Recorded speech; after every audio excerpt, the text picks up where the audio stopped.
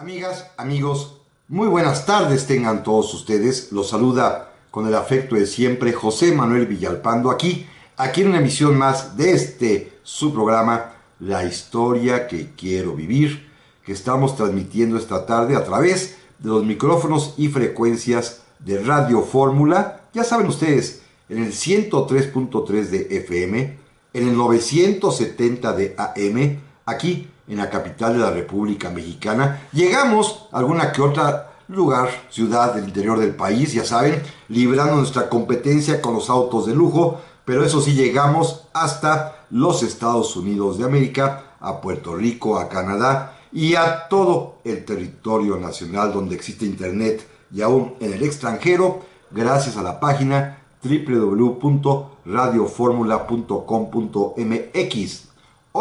Hoy es un programa especial grabado y lo grabé porque estoy atendiendo un compromiso profesional en la hermosísima ciudad de Aguascalientes, además de que, déjenme decirles, estoy también celebrando mi cumpleaños 62, así que acudí a Aguascalientes para ambos efectos. Pero no quise, como siempre lo hago, dejar de estar presente cada sábado en la tarde, en estos sábados que ya nos acostumbramos a platicar de historia en realidad. Y repito que están, como siempre, a su disposición las vías electrónicas que nos permiten comunicarnos, bien sea al correo villalpandohistoriador@gmail.com o también, por supuesto, a la página de Facebook Villalpando y la Historia, con la cual hacemos contacto con este programa, La Historia que Quiero Vivir, que como ustedes bien saben, y gracias a ustedes, es el programa más escuchado de la radio en México los sábados en este complejo horario de 4 a 5 de la tarde. Así que, sin más por el momento, comenzamos de una vez. En esta ocasión vamos a platicar de un tema distinto, ya que se acerca finalmente la fecha del Día de Muertos que tanto emociona a los mexicanos, porque quiero referirme a un lugar histórico en la Ciudad de México que seguramente muchos de ustedes conocen. Los que viven fuera han venido y seguramente lo han visitado o intentado visitar, y evidentemente los capitalinos seguramente también saben de su existencia y espero que lo hayan visitado en alguna ocasión. Pero el tema es el Panteón de San Fernando. Este Panteón de San Fernando, enclavado en el centro de la Ciudad de México, un panteón histórico, un panteón hermosísimo, bellísimo, y que en lo particular a mí me llena de una profunda tristeza, de un profundo dolor, el ver que está cerrado. Cerrado porque se dañó de manera grave durante los sismos del año 2017, de aquel 19 de septiembre, y es de los lugares que no han sido reparados, de los que no han sido restaurados, de los que no han sido abiertos al público. Y esto es una verdadera lástima, porque esta necrópolis, este panteón, este cementerio, es literalmente una lección de historia viva. Viva en el sentido de visitar piedras, de visitar monumentos, de pasear por sus pasillos, de dar la vuelta por allí para aspirar el aroma literalmente del siglo XIX.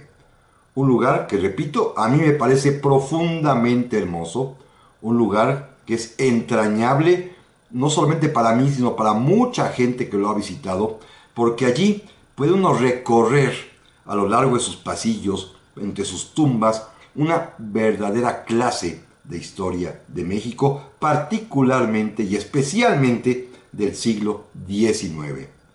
Este panteón, que está ubicado muy cerca de la Alameda Central de la Ciudad de México, en la confluencia de las avenidas Hidalgo y Guerrero, justamente pegado a un ladito del templo de San Fernando, es un panteón que se convirtió en el favorito de la sociedad mexicana durante el siglo XIX, durante buena parte de él.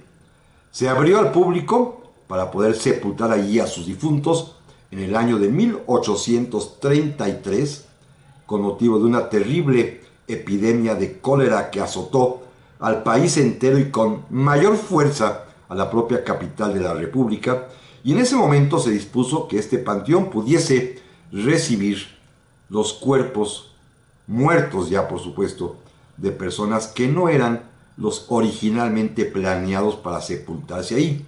Era un panteón anexo a este templo de San Fernando y al convento del propio nombre, donde se encontraba lo que se llamaban los colegios de propaganda fide, de propagación de la fe, y era un panteón destinado únicamente para los benefactores, para quienes daban dinero y ayuda y caridad y misericordia a esta obra piadosa de propagar la fe católica durante los días de la Nueva España. Pero repito, la emergencia terrible del año de 1833, cuando de plano no había suficientes panteones en la Ciudad de México para recibir allí a todos los difuntos, obligaron que este cementerio tuviese que ser abierto a todo el público interesado en tristemente sepultar a sus muertos víctimas de esta espantosa epidemia de cólera. Es un lugar, repito, en el cual se puede vivir claramente el ambiente del siglo XIX. Entra uno a él y de plano se transporta al pasado, literalmente, que es el viaje que el día de hoy les propongo que hagamos juntos. Un paseo imaginario, habiéndonos trasladado al siglo XIX para visitar juntos las principales sepulturas que allí se encuentran.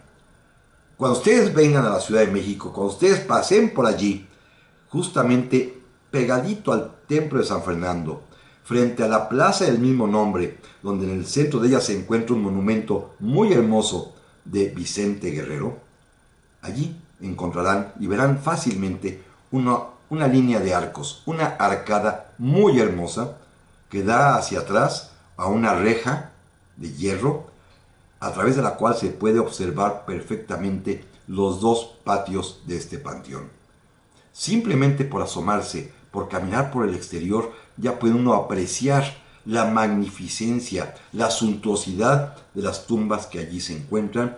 Y si uno penetra, si uno ingresa, si nos dejaran entrar, claro, porque está cerrado, pero esperemos que pronto lo abran al público nuevamente, va uno a conocer de cerquita los lugares de descanso final de muchos personajes importantísimos del siglo XIX mexicano. Esto es algo verdaderamente excepcional. Por alguna razón que afortunadamente se dio, venturosamente pudimos hacerlo, se conservó este panteón. En este afán que tenemos los mexicanos de destruir cosas, de derribar edificios antiguos, de clausurar aquellos lugares que tienen un remoto pasado y que, pues a pesar de su valor histórico, a pesar de su valor artístico, a pesar de su valor sentimental para muchas personas, somos capaces de derribar, este sitio se ha conservado. Claro, hay una razón. Allí están sepultados muchos personajes importantes, incluyendo, como lo veremos hacia el final del programa, el propio Benito Juárez. Eso quizás es lo que ha salvado de la destrucción, del vandalismo, a este panteón de San Fernando. Pero los invito a que entremos en él. Para ello hay que caminar por esta plaza maravillosa, acercarnos a la línea de los arcos, a esta arcada de cantera que, pues, circunda al panteón, y llegar justamente a la puerta del mismo, que está, repito, contigua, inmediatamente pegadita al propio templo de San Fernando. Ahí se ingresa y, repito, es transportarse al pasado literalmente, porque de pronto nos encontramos frente a nosotros, simplemente mirando un poquito, girando la cabeza hacia la derecha, una gran tumba en el centro de este primer patio, llamado también el patio chico, porque es de una dimensión bastante pequeña. Pero al centro de este patio se encuentra una tumba que dice simple y sencillamente en su placa: General Miguel Miramón. Sí, efectivamente, Miguel Miramón, uno de los ejecutados en el Cerro de las Campanas en aquel año de 1867, junto con Maximiliano, junto con Tomás Mejía. El general Miramón fue sepultado originalmente aquí, en el Panteón de San Fernando. Su viuda, Concha Lombardo, lo trajo de Querétaro en cuanto le entregaron el cadáver de su marido. Lo embalsamaron, por supuesto, porque el traslado de Querétaro a México en aquel tiempo eran 3 días. Lo traen a la Ciudad de México, lo velan en la casa del general Miramón y de inmediato fue sepultado aquí en el Panteón de San Fernando, en este primer patio en el centro. Sin embargo, el cadáver no permaneció allí. Miren, 20 años después, porque doña Concha Lombardo salió de México decidida a no regresar jamás, según había dicho, pero finalmente, pues 2 décadas más tarde, volvería a México. Fue a visitar la tumba de su esposo y para su sorpresa, azoro y creo que hasta enojo, descubrió que en el patio siguiente estaba sepultado nada más ni nada menos que su más terrible enemigo, Benito Juárez. Y esto es algo que la viuda de Miramón, doña Concha Lombardo, no soportó.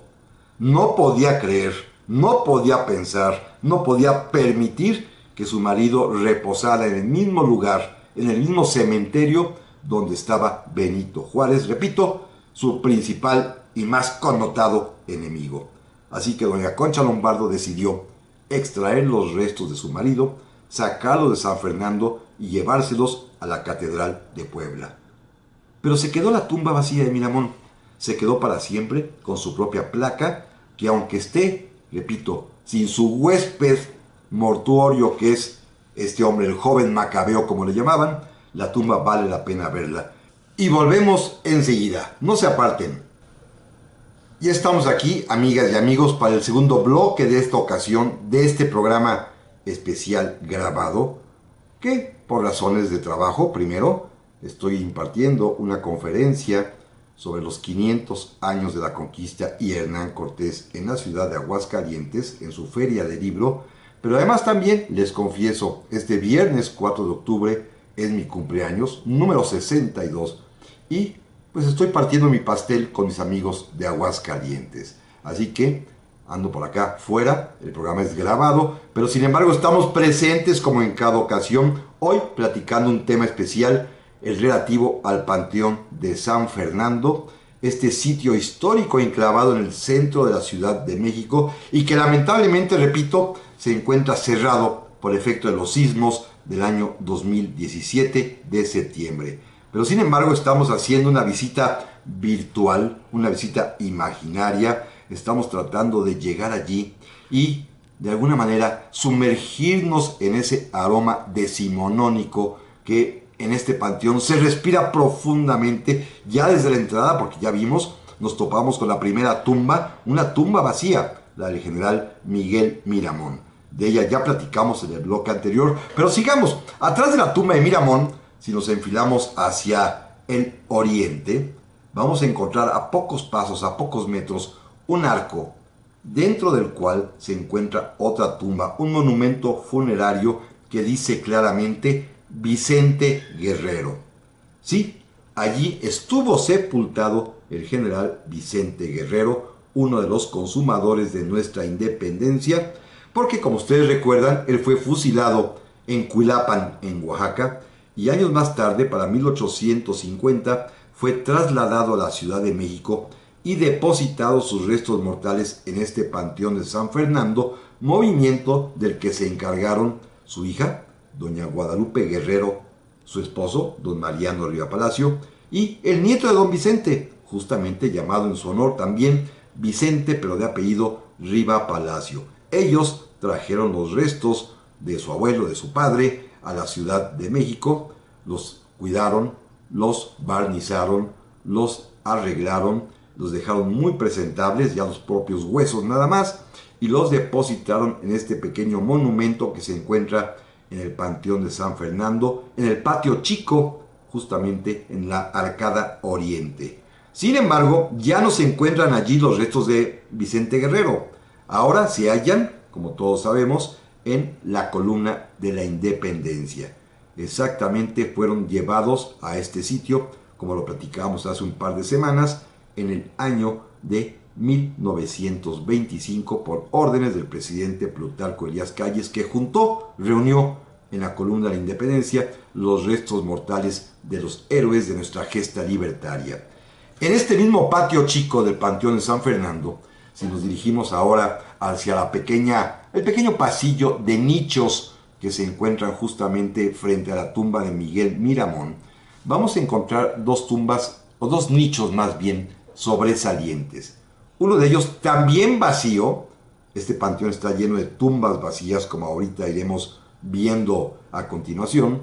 Pero en este caso también es un nicho, es decir, enclavado en la pared, lugar donde también se depositaban los ataúdes completos, un nicho que perteneció al cuerpo, ya por supuesto fallecido, del gran jurista jalisciense Mariano Otero.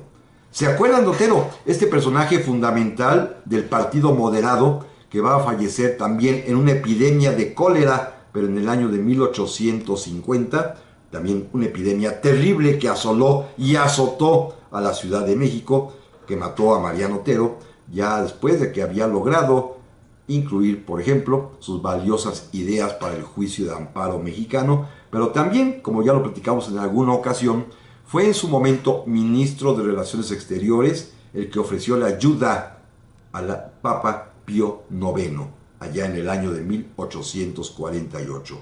Un hombre que muere en plena juventud, a los 33 años, un hombre brillante, muy inteligente y que lamentablemente perdió la vida en esta epidemia. Fue sepultado aquí en el Panteón de San Fernando, en este nicho en el patio chico, pero sin embargo sus restos mortales fueron extraídos, exhumados y trasladados a la ciudad de Guadalajara, su ciudad natal, en donde se hallan sepultados en la rotonda de los hombres ilustres jaliscienses. Allí se encuentra Mariano Otero. También en esta misma pared de nichos hay uno que es verdaderamente sobresaliente y sorprendente. Miren, como todos ustedes saben seguramente, mi primer libro que publiqué allá por el año de 1981, hace ya muchos años, ya 38 años, pues es un libro que versaba precisamente sobre este lugar, el Panteón de San Fernando, y donde realicé un inventario detallado de todas y cada una de las tumbas que allí existían. Y cuando yo escribí mi libro, cuando levanté este inventario numérico catalográfico perfectamente bien checado, no estaba esta tumba que apareció después como una especie de misterio, un nicho que dice Isadora Duncan. Isadora Duncan, ni más ni menos. ¿Recuerdan ustedes esta famosa bailarina de ballet que revolucionó el ballet clásico introduciendo la danza moderna en los escenarios y que fue pues de una vida tormentosa, una vida también bastante difícil y que tuvo pues la desgracia de fallecer en un accidente patético en Niza mediante pues una tragedia cuando yendo en un automóvil convertible ya en los años 30 del siglo XX, la larga bufanda que portaba se agitó con el viento y se fue a enredar en los neumáticos del coche que la enrollaron y el jalón la estranguló. Y apareció de pronto aquí una tumba en los años 90 en la Ciudad de México que dice Isadora Duncan. Me picó la curiosidad. Algún guardián del cementerio decía que como era el amor secreto, idílico, utópico del general Plutarco Elías Calles, la había traído en secreto y la había sepultado aquí porque estaba enamorado de ella. Pamplinas, por supuesto. Cuando tuve oportunidad, en una de muchas expediciones mortuorias funerarias que he realizado a lo largo y ancho de muchos lugares, en París, en el cementerio de Père Lachaise, encontré la tumba auténtica de Isadora Duncan. Está sepultada allá, en el Père Lachaise, en París, en la capital de Francia, en una tumba, también un nicho, en el columbario de este panteón, donde se encuentran justamente restos mortales en las paredes, como si fuera un palomar, de ahí la palabra columbario, y además también, justamente en la tumba, donde está la placa Isadora Duncan, encontré un graffiti que en francés decía: Isadora, te amaré hasta la muerte. Así que está sepultada en Père Lachaise, en París. Y lo de aquí de México, la placa que indica también su nombre en el cementerio de San Fernando, es una invención de alguien, una broma, muy mala broma de alguien. Así que cuando vayan a San Fernando, vean las tumbas, dense cuenta que hay muchas vacías, la de Miramón, la de Guerrero, pero hay una falsa, la de Isadora Duncan, que no es cierto que esté allí sepultada. Sigamos nuestra visita. Pasemos ahora al llamado Patio Grande o Segundo Patio. Este es un lugar ya bastante más extenso, que hay que caminarlo con calma, disfrutando lo que vamos a ir encontrando en nuestro paso. Salta inmediatamente a la vista una tumba, pero que la voy a referir hasta el final. Me refiero al mausoleo, al monumento funerario de Benito Juárez. Me lo brinco por ahorita para empezar dando la vuelta por todo el cementerio y rematar justamente de nueva cuenta con la tumba de Don Benito.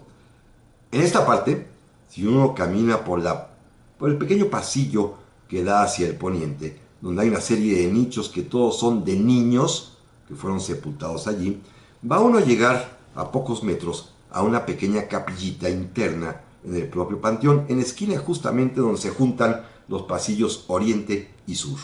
Allá hay una pequeña capilla. Ahí entra uno, no tiene puertas ni nada, es abierta, y va uno a encontrar varias placas de varias tumbas.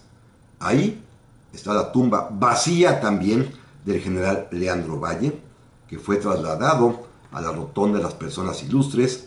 Allí también se encuentra vacía la tumba del general José María Arteaga, uno de los llamados mártires de Uruapan, que fue fusilado conforme a la ley que expidió el emperador Maximiliano el 3 de octubre de 1865, que fue también exhumado y llevado al Panteón de los Queretanos Ilustres allá en Querétaro. Es decir, dos militares fundamentales de la época de la Reforma Mexicana que estaban allí sepultados en el Panteón de San Fernando, porque repito, era el panteón de moda, el panteón selecto, el panteón donde los hombres más importantes de su tiempo iban a ser sepultados. Dos de ellos, Leandro Valle, el héroe de la Reforma, y José María Arteaga, un héroe del 5 de mayo, un combatiente durísimo en contra de la intervención y el imperio. Los dos fueron sepultados originalmente en este Panteón de San Fernando y fueron extraídos de ahí y trasladados, uno a Querétaro y el otro a la rotonda de los hombres ilustres. Sigamos caminando ahora por el largo pasillo que da hacia el costado sur del panteón, lleno, repleto de nichos, muchos de ellos muy interesantes, vale la pena que los vayan leyendo, recorriendo. Me voy a detener solamente en uno en este momento, que es también un nicho vacío, en donde estuvo sepultado los restos mortales del teniente coronel Felipe Santiago Xicoténcatl.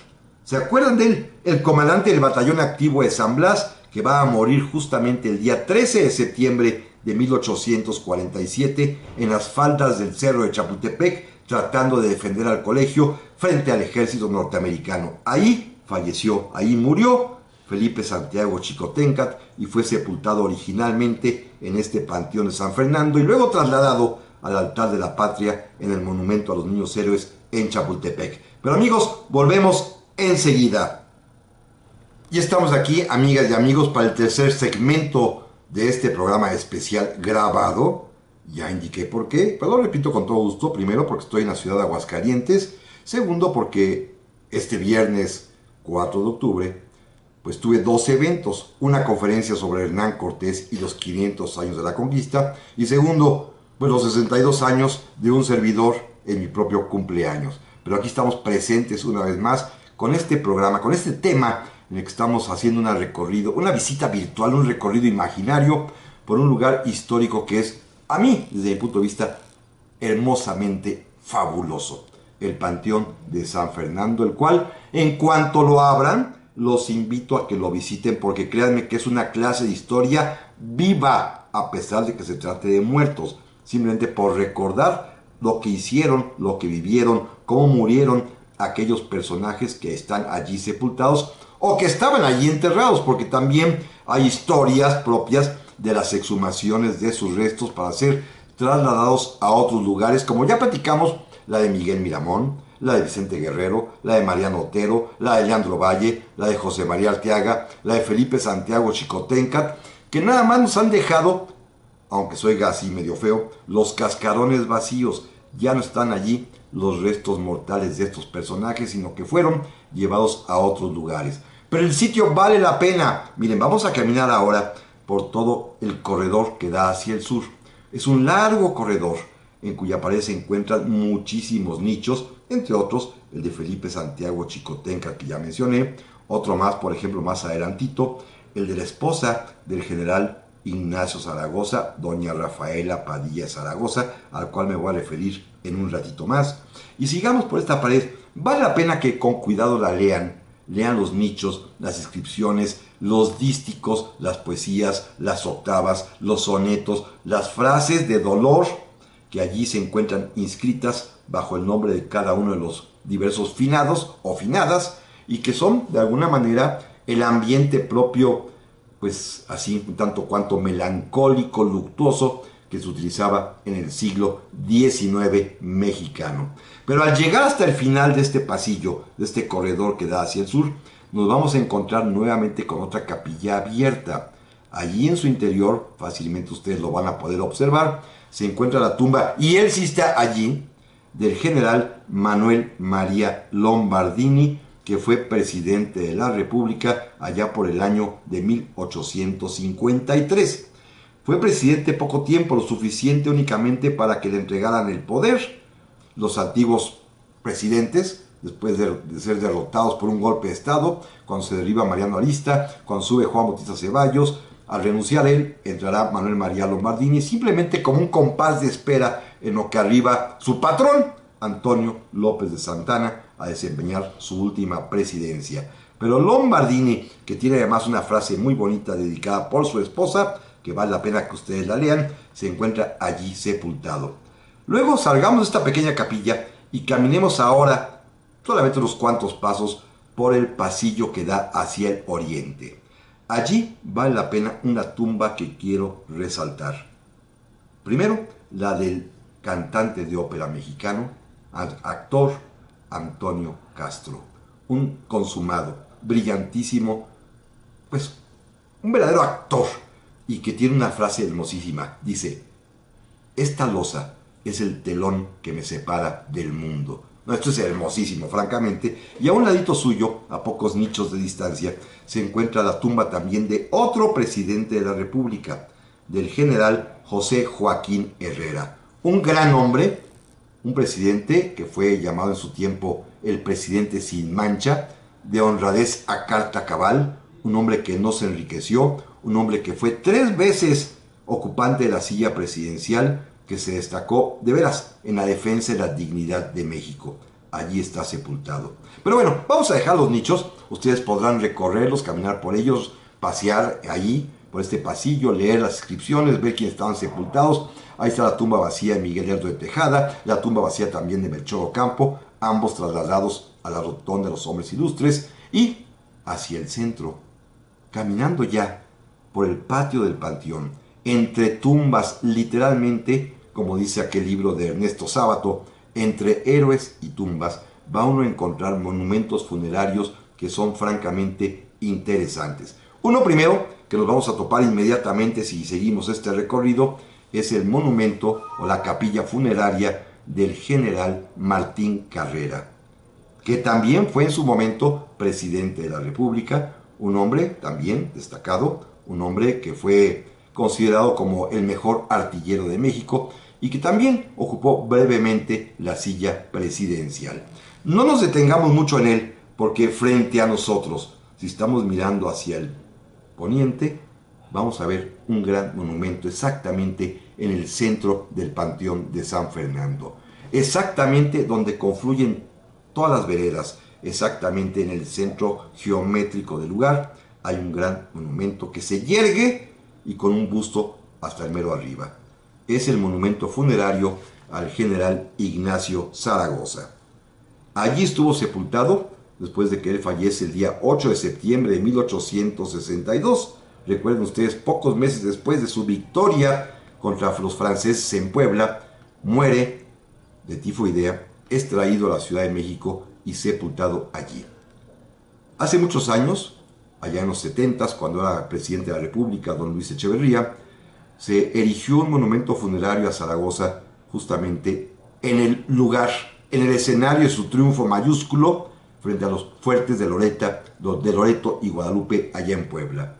Y allí fue trasladado el cuerpo del general Zaragoza. Déjenme decirles que esta fue mi primera participación en una exhumación de restos históricos, porque pues a mis cortos años, 16, 17 años que tenía yo para ese entonces, me encomendaron a hacer el estudio histórico respectivo y yo me percaté, por una elemental lógica histórica, que si Zaragoza había muerto el día 8 de septiembre, y fue sepultado hasta 8 días después.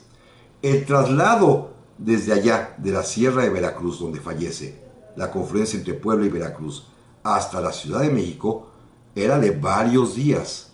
Para poderlo sepultar, evidentemente, lógicamente lo habían embalsamado, y efectivamente fue embalsamado. Así lo avisé a las autoridades, en aquel tiempo al regente Octavio Centíes. No me hicieron mucho caso, traían una urnita para guardar los restos mortales de Zaragoza, pero para sorpresa de ellos y no mía, el cadáver apareció intacto, incorrupto. Hubo que traer un ataúd de una agencia funeraria y así ya fue trasladado a la ciudad de Puebla, porque el cadáver de Zaragoza está, repito, perfectamente bien conservado, hasta con sus espejuelos.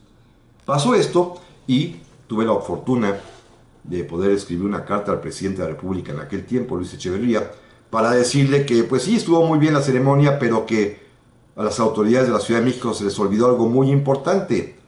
Era 1975, Año Internacional de la Mujer, y habían dejado sola los restos mortales de la viuda de Zaragoza, perdón, de la mujer de Zaragoza, que murió primero que él. El viudo era él, en realidad, doña Rafaela Padilla. El presidente Echeverría hizo caso a mi misiva, y los restos mortales de doña Rafaela, aquí sí, puros huesos, fueron, y pude extraerlos de su nicho y llevarlos también a Puebla para sepultarlos junto con su esposo, el general Ignacio Zaragoza. Pero este monumento en el centro es maravillosamente hermoso, vale la pena verlo, aunque es una tumba vacía.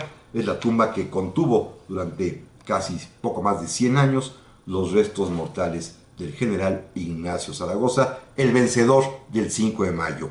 A un ladito de esta tumba van ustedes a encontrar otra más, la de Francisco Zarco, el gran periodista decimonónico, liberal, diputado al Congreso Constituyente, un hombre que pues pasó a la historia como un auténtico defensor de la libertad de prensa en México, y que al morir, murió muy joven en realidad, en 1868-69, pasó algo increíble. Un amigo suyo que lo quería mucho pidió prestado el ataúd con el cadáver para velarlo en su casa, aunque fuera una noche. Devolvió el ataúd, pero lo devolvió sin el cadáver, con puras piedras para que pesara igual, y se había quedado con el cadáver. Por supuesto, la viuda y la familia armaron todo un alboroto, buscaron y encontraron en la casa del amigo el cadáver embalsamado ya de Francisco Zarco, sentado en la salita de la casa, en actitud de espera. Increíble, pero cierto. Fue recogido el cadáver y fue sepultado más tarde ya en el Panteón de San Fernando. Porque este panteón está lleno de historias así sorprendentes. Este cadáver de Francisco Zarco, que repito, estuvo sentado en la sala de una casa, no es sino el eco de otro cadáver también, sepultado allí mismo en el Panteón de San Fernando, que también fue embalsamado y que también tuvo que permanecer sentadito en un sillón en la sala de su muy, pero muy humilde vivienda. Y me refiero a una historia que es muy conocida y cuya fotografía además también ustedes pueden encontrar fácilmente en internet, simplemente tecleando cadáver de Tomás Mejía, y van ustedes a descubrir la figura de este general indígena otomí que sirvió a Maximiliano, que fue fusilado con él en el Cerro de las Campanas y que se encuentra embalsamado, sentado en una sillita en la sala de su casa. Es una historia muy muy triste, pero real. La viuda de Tomás Mejía, cuando le entregan el cadáver de su esposo allá en Querétaro y lo traslada a México, no tenía dinero para pagar la sepultura. Meses después, cuando la noticia le llega al presidente Juárez, es él quien de su peculio, de su dinero, paga la tumba en el Panteón de San Fernando del general Tomás Mejía, tumba que ustedes pueden ir a ver justamente en este lugar. Allí está sepultado Tomás Mejía. Pero volvemos en un momento más. Y estamos aquí, amigas y amigos, para este último bloque del episodio de hoy, el cuarto de esta sesión, en la cual estamos platicando de manera grabada sobre el Panteón de San Fernando, en virtud de que no puedo estar en vivo con ustedes en esta ocasión, ya que ando por Aguascalientes en un doble evento. Ya lo comenté, una conferencia sobre los 500 años de la conquista y mi propio cumpleaños. Así que la semana que entra les prometo que estaré ya, si Dios lo permite, en vivo con todos ustedes con otro tema más. Pero Hoy sí quería yo hacer esta visita virtual, este recorrido imaginario que estamos realizando por este lugar, el Panteón de San Fernando, enclavado en el centro de la Ciudad de México, porque es un sitio donde se siente claramente la historia, especialmente la del siglo XIX. Pues basta no solamente con entrar en el lugar, donde se escucha el silencio, curiosamente, a pesar de estar en pleno centro de la capital de la República Mexicana, y al ir trasladándose uno, paseando despacito, leyendo, recordando, los nombres que van brincando ante nuestros ojos son de aquellos personajes que fueron los más destacados de la 19ª centuria en México. Ya recorrimos varias tumbas, ya platicamos de los que no están, como justamente acabamos de hablar del general Ignacio Zaragoza y de su esposa doña Rafaela Padilla, que fueron enviados a Puebla, pero ya también vimos otros que pues abandonaron el lugar porque fueron destinados a ser homenajeados probablemente en sus sitios de origen o de sus grandes hazañas como Zaragoza. Así, no está ya el cadáver de Leandro Valle, no está ya el de José María Arteaga, no está el de Miguel Miramón, no está el de Vicente Guerrero, no está el de Mariano Otero, alguno es Balín, como el de Isadora Duncan, pero sin embargo el sitio, créanme que vale la pena visitarlo. Claro, tendríamos que esperar a que lo abran y su reapertura no sabemos cuánto tiempo vaya a dilatar, en virtud de que fue dañado por los sismos de septiembre del año 2017. Pero esperemos, confiemos en que las autoridades capitalinas pronto abran las puertas del panteón para que ustedes y yo también, por supuesto, muchas veces podamos disfrutar, podamos sentir el pasado mexicano en todo su esplendor allí en el Panteón de San Fernando. Vamos hacia la última parte. Simplemente quiero platicar acerca de un par de tumbas más antes de llegar a la monumental tumba de Benito Juárez. Primero, allí está también sepultado otro presidente de la República, el general Ignacio Comonfort. Una tumba pequeña, pero una tumba bastante decorosa, un pequeño monumento con un túmulo en donde se narra pues brevemente las hazañas y la muerte ejecutado en Molino de Soria del general Ignacio Comonfort. Este hombre que todos conocemos es el que se da a sí mismo un golpe de estado para desconocer la Constitución de 1857, del cual hemos hablado mucho a lo largo de estos programas. Un hombre también que fue pues fundamental para entender el proceso de la guerra de reforma por la torpeza que cometió, pero un hombre también que finalmente va a dar la vida por la patria porque va a morir frente a las tropas invasoras francesas en el año de 1863. Cuando yo era chico, les platico esta anécdota personal, un tanto cuanto tonta, pero que a mí me impactó. La primera visita a mis cortos 4 o 5 años de edad que mi padre me llevó a este lugar, al ver la tumba de Comonfort estaba yo leyendo las inscripciones y de pronto al hacerme para atrás o a un ladito, caminando despacito, me atoré en un arbusto que sentí como sus ramas me abrazaban. Bueno, yo pensaba que era el propio Comonfort el que me estaba abrazando, aunque ustedes no lo crean y les cause risa, pero a mí me impactó profundamente y quizá por eso el lugar se me quedó marcado en el alma para siempre. Y mi primer libro, como ustedes saben, lo escribí ya hace muchos años, en 1981, que fue publicado, fue precisamente sobre el Panteón de San Fernando. Muy cerca de la tumba de Ignacio Comonfort hay una tumba hermosísima y que entraña además también una historia de amor tierna, dolorosa, porque es la tumba que contiene los restos mortales de una pareja que no pudo unirse en vida. Me refiero a Dolores Escalante y a José María Lafragua. Una historia de amor tremenda, en el cual después de varias posposiciones de un posible matrimonio, cuando ya todo estaba arreglado para que pudieran finalmente casarse, después de haber batallado contra lo indecible, porque esta mujer pues tenía una serie de pretendientes de mejor posición, más ricos, que habían hecho chantaje y presión sobre su familia y sobre ella misma, cuando finalmente ya se deshace de todos estos moscones, le concede su mano a su enamorado de siempre, José María Lafragua, y casi en vísperas de contraer matrimonio, en el año también de 1850, durante la terrible epidemia de cólera que azotó a la capital de la República Mexicana, Dolores Escalante falleció.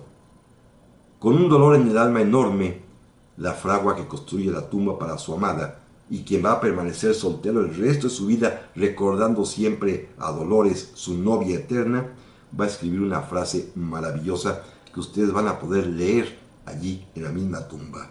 Dice así: llegaba ya al altar feliz esposa, allí la hirió la muerte, aquí reposa.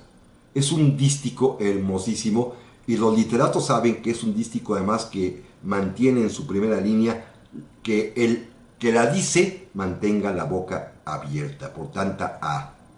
Llegaba ya al altar feliz esposa. Es una cadena consecutiva de letras A, de vocales A, que hacen que quien la dice mantenga la boca abierta. Repito, una tumba hermosa que encierra una historia de amor de una pareja que solamente pudo reunirse cuando ambos ya estuvieron muertos. La fragua sobrevivió 25 años a Dolores Escalante y siempre, todos los días, la recordó a la hora de su muerte, a las 7 de la mañana. Vamos hacia el final del panteón. Vámonos hacia la última tumba, que es en realidad la primera en la entrada del patio grande, y que a propósito la dejé hasta el último porque es la gran tumba funeraria, el gran monumento, tipo arquitectura griega, como si fuera con columnas corintas, como un pequeño Partenón que contiene los restos mortales del presidente Benito Juárez. En este monumento, al centro se encuentra una estatua de mármol que representa a la patria, que sostiene en sus brazos el cadáver de Benito Juárez.